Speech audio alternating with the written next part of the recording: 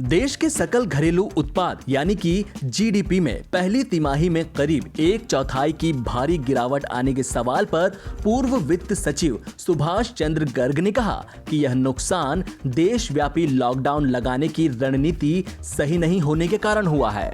उनका आकलन है कि अर्थव्यवस्था को चालू वित्त वर्ष में 20 लाख करोड़ रुपए की क्षति हो सकती है।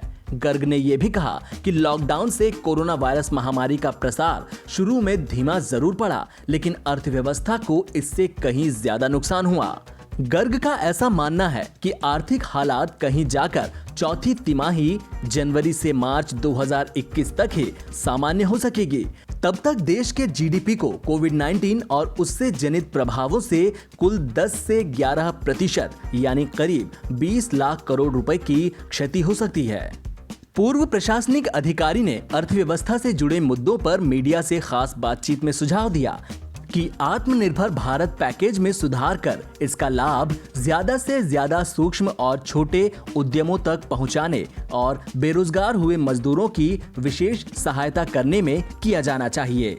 साथ ही बुनियादी ढांचा क्षेत्र में सरकारी निवेश बढ़ाए जाने की रणनीति पर भी काम करने की जरूरत है।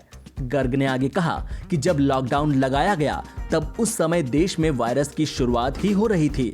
लॉकडाउन के उस समय इसका प्रसार धीमा हुआ, ज्यादा तेजी से नहीं फैला, लेकिन इस दौरान देश की स्थिति को देखते हुए अर्थव्यवस्था को नुकसान ज्यादा हुआ है।